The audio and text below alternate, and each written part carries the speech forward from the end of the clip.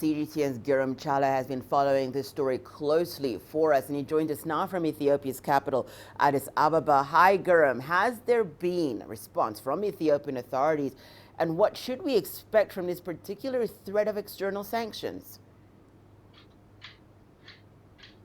Well, Hannah, Ethiopian authorities and even people on the streets of Addis Ababa that we try to speak to are expressing their unhappiness with the continuous reports, negative ones, most of the time, if you like, according to them, from the United States about the situation in the northern part of Ethiopia. As you know, the United States is a strategic ally to the Ethiopian government, an old friend, if you like, as well.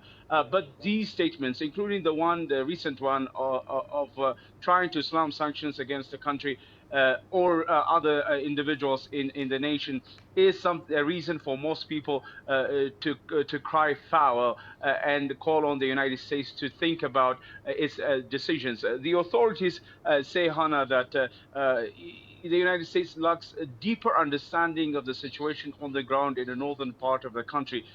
Prime Minister Abiy Ahmed has written an open letter, Hannah, to President Joe Biden. On the statement, it says, the destructive criminal clique adept at propaganda and spinning international human rights and democracy machination to its favor cries wolf when it leaves no stone unturned in its mission to destroy a nation of more than 3,000 years of history. He is saying that the TPLF is crying foul, and again, it is destroying the country by waging war in different parts of the country. The TPLF is also accusing the government of escalating the already bad situation in the northern part of the country and the humanitarian situation at the same time. But the reaction from the Prime Minister and other authorities is unhappiness in general terms, and they want the United States to reconsider its decisions every step of the way, Hannah. Girum, what are you hearing about the options the Ethiopia government has to decisively bring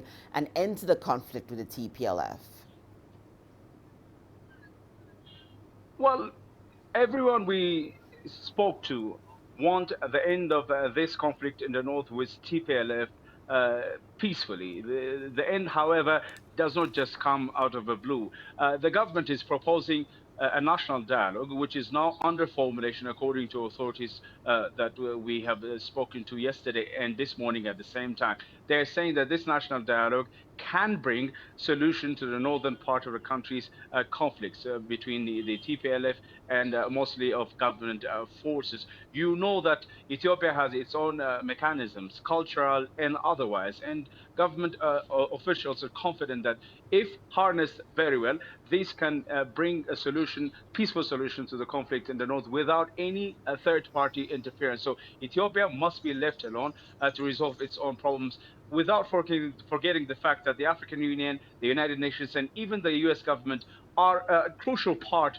of this dialogue, which is proposed by the government. So we have to wait and see, Hannah, if the government's plan of resolving the conflict in the north on its own using national resource is going to work or not. But for now, that is the proposal, national dialogue to peacefully resolve the northern conflict.